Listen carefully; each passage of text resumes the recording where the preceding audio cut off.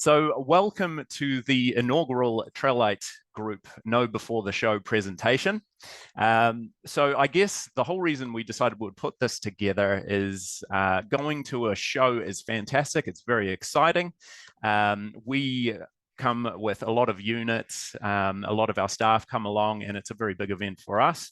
And we just wanted to, I guess, have an opportunity to present a few things that we think you should know before the show in order to really maximize your time at the show. Obviously, you're going to see a lot of retailers there, you're going to see manufacturers there, you're going to see a lot of wonderful products. So before we get into that, I guess I'll quickly introduce myself. My name is Adam. I have been with the TrailLite Group for over 4 years now. I've thoroughly enjoyed the industry. I've really enjoyed some really special trips in motorhomes and caravans since joining the team here. And one of my favorite trips that I've been on so far was taking a late model Benamar around the East Cape with a few friends. It was an absolutely wonderful trip. We did a lot of freedom camping, which was really fun. So pretty much we just meandered, stopped when we decided to stop, and really enjoyed the trip. So yeah, hopefully the reason you're here is because you're interested in having some similar experiences. So what are shows good for? So shows are a fantastic opportunity for you to, in one day or one weekend, get across a huge range of different models, different types of vehicles, from caravans to camper vans to motorhomes, to talk directly with a lot of retailers, a lot of importers, and a lot of manufacturers. And this can be a fantastic way to start sort of generating ideas, to start getting excited. One thing that I always find at a show is just the general hub of excitement that's there. Everybody's there because they've got a dream, and they're in the process of refining exactly how that dream's going to look for them. So shows are great for research. They're great for education. It's also a great way for those who are just interested, those who perhaps already have a motorhome, to stay across all the latest technology, innovations, and developments that are making motorhomes and caravans better and better every single season. And a lot of people come just to browse, just to see what's out there. Every year there's new innovations and new developments and new technology. And it's just a great day out for the family, really, if you're into it. As I mentioned, they've got a really, really good vibe. It can be quite an intoxicating vibe. You can get caught up in all the excitement. So one thing that you sort of want to look out for at shows is, I guess, in that environment, there's a lot of excitement and there's a lot of beautiful product there. It's all in that showroom condition. They've all got fancy neon lights. They all look amazing. And you've got wonderful salespeople there, doing their best to entice you into one of their products. But what you've got to sort of watch at the shows is it's often quite easy to get a little bit whipped up in the frenzy. And I guess sometimes it can be easy when you see, them rolling out sold signs on motorhomes throughout the day and throughout the weekend. Fear of missing out, or FOMO, can kind of come into play, and you often find people almost jumping into a very big investment. Sometimes just because of the environment as well that is generated in the shows. So keep in mind, this is, arguably it's all going to be brand new product. It's all going to look really, really good, shiny and fancy. But to the untrained eye, when you walk in there, to an extent, caravans, they all look like caravans, and motorhomes, they all look like motorhomes. But one really crucial thing to understand is what sort of experience that particular unit that you're looking at is tailored for. Because while you might see 3 caravans in a row, they might have very different intended uses. And what you want to make sure is that you understand what you're looking for, so then you can get really, really clear on parameters and quickly rule out the ones that aren't going to work for you. And obviously, the most important thing is making sure that you purchase the right vehicle, I guess, first. You don't want to jump into something, take it out, and 6 months later be saying, well, hey, this isn't actually suiting us. It's not delivering what we intended. So I guess the key point pre-show is, while the show in its own right is a really good educational experience, it does pay to do a little bit of homework prior to the show. So educate yourself. So I guess if you're looking to have the best experience at the show, it's get really as clear as you can at this stage of your research. Get really, really clear at what you're specifically looking for. If you may not even know whether you're leaning towards a caravan or a motorhome, but try and have a good think about it and try and do a little bit of research before the show. Certainly take inspiration from the show, but if you come with a plan and you come with some questions and the knowledge that you need, that will allow you to really discern which models are going to work for you and which ones you can have a quick look at, but you'll know pretty quickly they're probably not going to be tailored to the type of travel that you are looking to achieve. So in terms of caravans are really having a moment. I guess motorhomes have, been selling very, very well historically. Now a lot of people are looking back to the old humble caravan, and caravans have come a very, very long way since, I guess, their inception. I mean, TrailLite, we've been manufacturing caravans for 70 years. This is our 70th year in business manufacturing caravans. And certainly what we're rolling out today is quite different to, I guess, the caravans of yesteryear. So when you're doing, when you're looking at caravans, you might know that, yes, we want a caravan. But do a little bit of homework first in terms of, a lot of people think about caravans as a wonderful option because they already have a car. So think about the vehicle that you have and the type of travel that you want. There's some really good lightweight caravans out there, which can be towed by fairly modest cars. And then there's some very heavy duty caravans designed to be towed over all sorts of environments that will require something a little bit more refined or, purpose built. So when you're thinking about your car, what you need to check is what that car is actually rated to in terms of its towing capacity. There's a really, really good resource on the AA website. So if you jump into Google and you just Google AA towing ratings, you'll be able to find the part of their website where you put in your make and your model, and it will tell you exactly what that vehicle is rated for towing. So if you do that before the show, you already know at a glance when you're looking at a caravan if it's beyond the capability of your current vehicle. And that's another thing to consider before the show as well.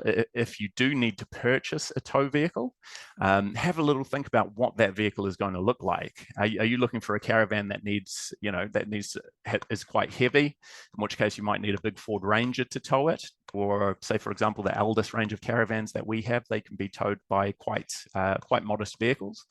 So do your research, think about whether your current vehicle will be up to the task, and think about what sort of vehicle you will need to purchase if you are looking to go a little bit bigger than, the capability of your current vehicle. Learn a little bit more about the braking systems as well. There's a lot of information online. Every caravan retailer will have information about their specific product. You can have hardwired braking systems in which you have to get your base vehicle actually wired up with a braking controller. You can get wireless systems. The beauty of these systems are that essentially any vehicle that is capable of towing that unit can tow that caravan without needing any additional wiring. So this is great if you have a couple of cars that may want to tow your caravan, or if you're sharing it between families and friends. Some systems, say on the eldest system, it's got a kinetic braking system, which doesn't need any fancy technology. Essentially, the motion of putting the brakes on, the kinetic energy as the caravan pushes into the back of the vehicle will actually engage the brakes as well. So caravans offer exceptional value. It's probably the cheapest way to hit the road with, when you think about motorhomes and caravans. As far as registering them goes, it's technically just a trailer, so very, very cheap to register annually. To insure them is probably quite comfortably a third of the cost of insuring a motorhome. So it's a great way to sort of get into the lifestyle. And what you'll find is caravans are great for living like a local. So when you have a caravan, you tend to be a little bit more organized in terms of where you want to be and where you're going to go. But when you park up your caravan, you've got the convenience of having your tow vehicle, and then you've got your home base. So it's really easy to sort of come into an area, set up your caravan, and then you're living like a local. If you need to zip down and get milk, zip down to the shops, you've got a really nice, you've got your private car there. And then you've got your home base, and you probably do more sort of spoke and wheel style traveling when you've got a caravan, meaning you just go to one place and you do your day trips off from that home base if you're choosing to explore. So for those of you who are interested in motorhoming, one word I guess that you're going to need to get familiar with is payload. So this is a crucially important factor of motorhoming, and what you find is a lot of people sort of make their purchase without really understanding the importance of what you can see on the screen there, that little equation, GVM minus TER equals payload. So if none of that means anything to you, I'm going to pick that apart and explain what it means and why it's relevant when you're considering a motorhome.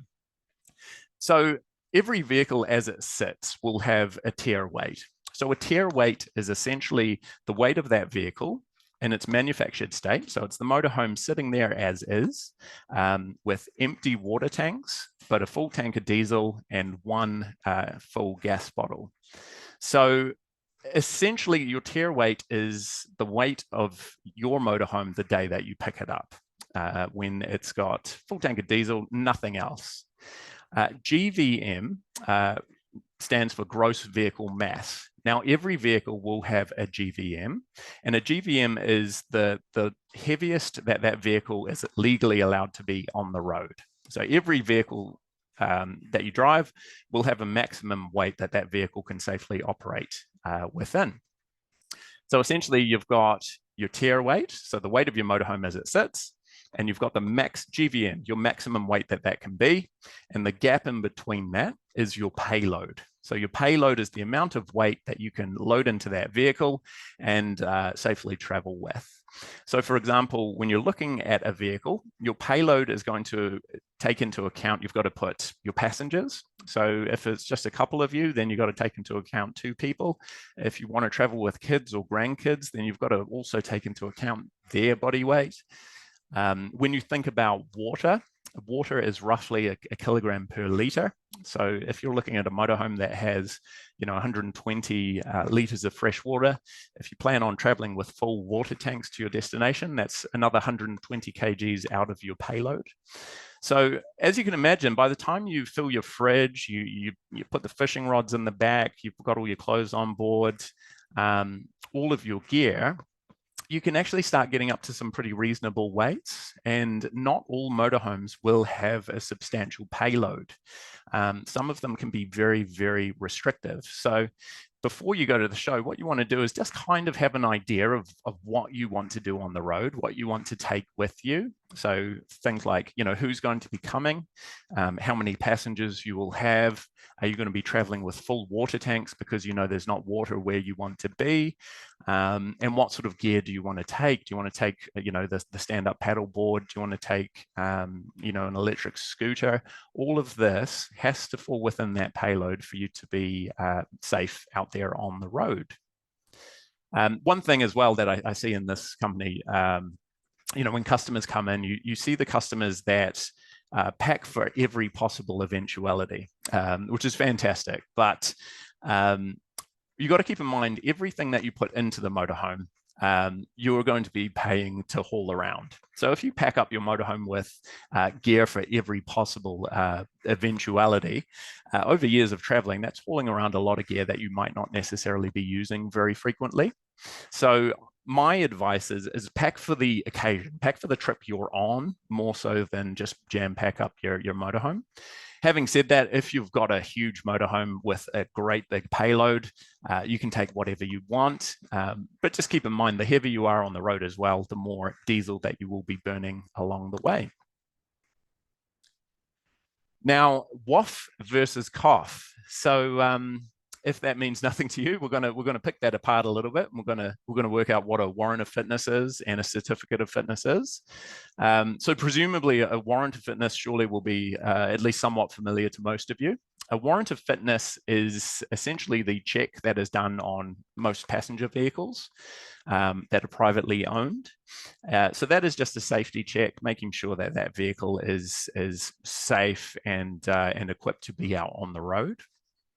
Now, a warrant of fitness, if you're buying a brand new vehicle, you don't need to get a warrant of fitness for the first 3 years. And after that period, a warrant of fitness check is only done once a year. So a certificate of fitness is a more, I guess, a more in-depth check on a vehicle. And generally they are vehicles that are much heavier. So when you move into a certificate of fitness, I guess for a warrant of fitness, your GVM, so remember that's your maximum weight that you're allowed to be on the road. The heaviest a warrant of fitness vehicle can be on the road is 3.5 tons. So if you've got a slightly bigger motorhome that pushes over that 3.5 ton GVM, you will be pushed into a certificate of fitness.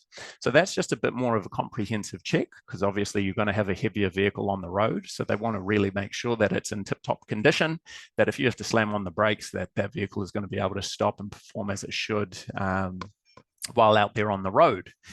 Now, with a certificate of fitness, you have to get this check done every 6 months from day one. Whereas with a warrant of fitness for the first 3 years, there's nothing, and then it's annually. And a lot of motorhomes find this really frustrating because you might not even take your vehicle out of the garage in 6 months, you know, if you're particularly busy. And then all of a sudden it's due for a cough and you've just got the hassle of dragging it down, getting it checked despite doing virtually no mileage on it. However, I guess a lot of people come in and they have it set in their mind and they say, well, hey, I only want to look at vehicles on a warrant of fitness because I don't want to muck around with a certificate of fitness. That's fantastic, but keep in mind your GVM, so your heaviest weight on the road will be 3.5 ton. So some of the vehicles that we have, you know, they come in and they might have a tier weight of 3.2. ton. So that would give you a 300 kg payload, if you remember back to our payload slide. So 300 kg. So if you think about that, you've got 2 adults, and then you've got, say, you filled your water tanks, that's 120 kgs if it's 120 liters. You can see how you would very, very, very quickly be overladen if you were in a warrant of fitness. So generally speaking, while a certificate of fitness is a little bit more of a hassle, for most applications, my recommendation is most customers should consider a vehicle on a certificate of fitness over a warrant of fitness. I guess what you really don't want to do is you don't want to have a vehicle out there on the road that is overladen, so overweight, because you can imagine, you know, the sorts of issues you could get in if you, say, for example, had to stop in an emergency situation, you were unable to do so because you were over the weight rating for that vehicle, and then you have an accident. I'm sure you can all imagine the insurance implications that could be there. Also, the police are looking quite a lot more closely at motorhomes at the moment. I think there's a lot of warrant of fitness vehicles out there that would be well over their GVM. So just really get an understanding for how you want to travel. If you want a really compact motorhome and you're going away for maybe the odd weekend here and there, then maybe a warrant of fitness will be all right for you. But the important thing is that you know what the difference is and you know what you need. So self-containment is another thing to be really aware of. What are your requirements when it comes to self-containment? So when we say self-containment, that pertains to the ability for you to stay off-grid in your motorhome. And when we say off-grid, that means with no electrical supply, so you're on your own power, no additional water supply, and no dumping for your waste. So most motorhomes that we have, most motorhomes that are around today will come certified as self-contained. And when you're thinking about self-containment, you've just got to think about things like, do you have enough water on board for 3 days? Do you have enough waste holding to hold your waste until you can make it to a dump station? And do you have the power to keep the lights on and your phones charged throughout the duration of that self-containment period? So some people purchase a motorhome just to have their little piece of home, and they might be traveling the country, staying at friends' houses, staying at, pulling up in the kids' houses while still having their own space to retreat to. So if that's you, you won't be so, you won't have to worry so much about what your self-containment specs are. And in that sort of a scenario, you can almost buy any motorhome, because by and large, every night or two, you're going to be able to access power, you're going to be able to dump, you're going to be able to replenish your water sources. I guess if you want to march to the beat of your own drum, you want to make sure that you have sufficient, I guess, self-containment to give you a couple of weeks off grid. Then you're going to need something pretty heavy duty, and that's, I guess, what we specialize in at TrailLite. The TrailLite manufactured motorhomes are designed with long-term off-grid capability. So what that means is we have huge amounts of solar, really good battery systems to keep the lights on, keep all the appliances running, and huge water tanks. So an imported motorhome, you might be lucky to get 120 litres of fresh water. A TrailLite motorhome, we start at 300 litres, and we've got 420 litre fresh water capacity on some of our bigger vehicles as well. So if you get really clear on what your self-containment requirements are, say if you do want to do the 2-week off-grid sort of a scenario, the beauty is when you come to a show, you'll be able to rule out probably 95% of the models that are there, because they're just not tailored to that. They're not designed for it. So that's why it's important to sort of have these thoughts beforehand, just so you can make the most of your time, that you don't get distracted by a product that's not going to deliver what you want it to. I won't spend too much time going into power requirements. Absolutely, come and see me at the show if you do want to go into some detail. We'll also have a more comprehensive seminar at the show that will go into power. But most motorhomes these days will have adequate battery and solar capacity to keep the lights on, to perhaps watch some TV, to keep your mobile phones charged. Essentially anything you can plug into a 12-volt socket or a USB socket, you can keep powered to varying extents in a motorhome that has a good solar and battery system. If you want to get into the real heavy duty things, like say if you wanted to be off grid and you wanted to charge e-bikes and run a hairdryer or your Nespresso machine, then you'll need to talk to the motorhome retailer or the manufacturer, let them know what you're trying to do, and they might encourage you to consider, say, a lithium-based battery system, really amping up that solar, and making sure that that vehicle is tailored to deliver exactly what you want. So have a clear strategy when you come to the show. As I mentioned, it's a really fun and exciting vibe. It can be a little bit overwhelming. There's an awful lot of people coming through, especially, once you get into the motorhomes, people are filing in and out, checking out all the different layouts. So if you have a clear strategy, don't get overwhelmed, be a little bit more discerning. While you're there, make sure you're taking notes. One thing I can guarantee is if you spend the day looking through all of these motorhomes and caravans, you're going to leave that night and they will all blur into one Frankenstein motorhome or caravan that never existed. So take really clear notes. Don't take brochures for brands or for vehicles that aren't going to make the short list. That way you're less inclined to go home and just kind of forget which one was which and who you saw where and so on. So when you're at the show, make sure you've got a bit of a clear idea about, about your payload. Think about towing if you're considering caravans. Think about braking. And also maybe even have a plan that, make sure that obviously you got TrailLite front of mind. You want to come and see TrailLite, make sure you do have a plan to come and see us. If you want, you can book a consultation if you want to have a real in-depth discussion. Think about what brands you want to see as well. There's never an easier time to get through a whole lot of different brands. We're spread right throughout the country, but the shows give you the ability to go and compare and contrast product. And I guess the main thing is, don't be afraid to slow it down. If you're feeling like you're sort of getting up in the hype and, they're all shiny and the deals are sharp and the salesman's, smiles are all out there and they're making a good pitch, don't be afraid to slow it down a little bit. Make sure you get those questions answered. Make sure you stick to the plan, because obviously an impulse purchase and this sort of level of spend, it can be quite costly if you do end up buying the wrong thing 6 months down the track. You're regretting your decision, and you're having to look at trading and selling to get into a vehicle that's going to be more tailored to your requirements.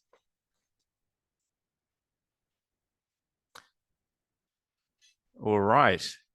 So in terms of what we're bringing to the show, we're taking around about 20 units to the show, showcasing our range. So we import caravans and motorhomes. We also manufacture caravans and motorhomes, and each one of those is tailored to a different scenario. So make sure you spend some time with us. We'll have a huge selection of new product. At the show as well, we will be announcing new floor plans for the 2024 TrailLite manufactured caravans, so those New Zealand built caravans. We'll be announcing our 2024 700 series facelift for our beautiful big Iveco motorhomes, which is keeping those looking sharp and in line with our current caravan range as well. Don't forget, usually it's at 1 p.m. Each day there will be a TrailLite Essential Needs to Know seminar. So that will be a little bit along the lines of this, but perhaps in a little bit more detail. So if you do want to come to that and get really, really clear on what your requirements are and what your needs are, please do attend that. And if you need as well, feel free to come onto the TrailLite stand. We usually bring around 20 staff, so there's usually someone available to sit down, have a chat, and answer any questions that you might have.